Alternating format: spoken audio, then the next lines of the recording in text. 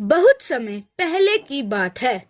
हरे भरे जंगलों और ऊंचे ऊंचे पहाड़ों के बीच बसा एक सुंदर राज्य था, सुखनगर। इस राज्य के राजा थे राजा वीरेंद्र, जो अपनी बुद्धिमानी और न्याय के लिए पूरे राज्य में प्रसिद्ध थे।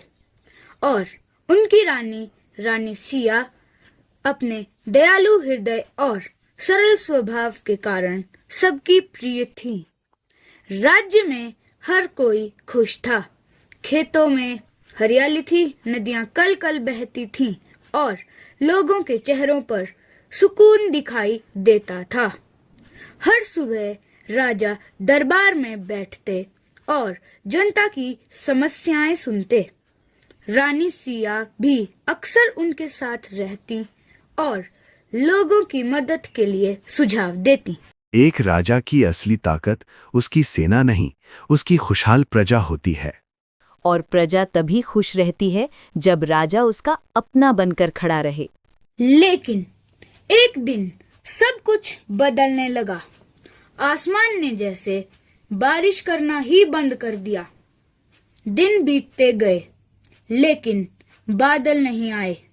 धीरे धीरे खेत सूखने लगे, नदियां सिकुड़ गई और लोगों के चेहरों से मुस्कान गायब होने लगी।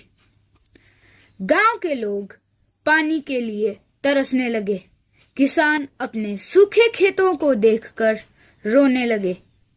बच्चे भूखे सोने लगे। पूरा सुखनगर अब संकट में था।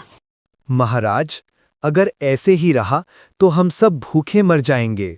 राजा वीरेंद्र ने तुरंत अपने मंत्रियों की सभा बुलाई। हमें इस संकट का हल तुरंत निकालना होगा।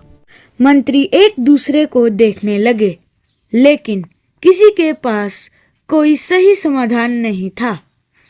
तभी रानी सिया धीरे से आगे बढ़ी।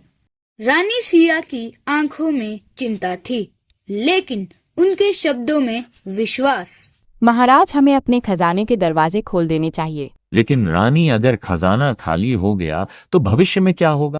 अगर हमारी प्रजा ही नहीं बचेगी तो खजाना किस काम का?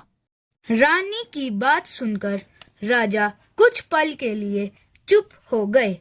उन्होंने अपने राज्य की हालत को याद किया और फिर दृढ़ निश्चय के साथ बोले, आज से खजाना जनता के लिए खुला रहेगा। राजा के आदेश के बाद खजाने से अनाज और पानी निकालकर हर गांव में बांटा जाने लगा।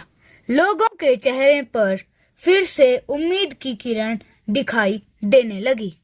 बच्चों के हाथों में खाना आया और लोगों के दिल में विश्वास लौट आया।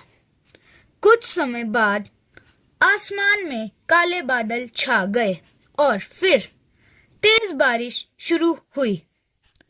सूखे खेत फिर से हरे भरे हो गए। नदियां फिर से बहने लगी और सुखनगर में खुशियां लौट आई। पूरे राज्य में जश्न मनाया गया। लोग राजा और रानी की जय जयकार करने लगे।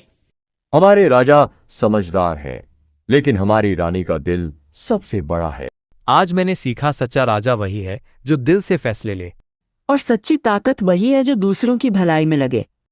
और इस तरह राजा वीरेंद्र और रानी सिया ने अपने प्रेम, दया और समझदारी से अपने राज्य को बचा लिया। आज भी लोग उनकी कहानी सुनाते हैं और सीखते हैं कि सच्ची ताकत दया और समझदारी में होती है।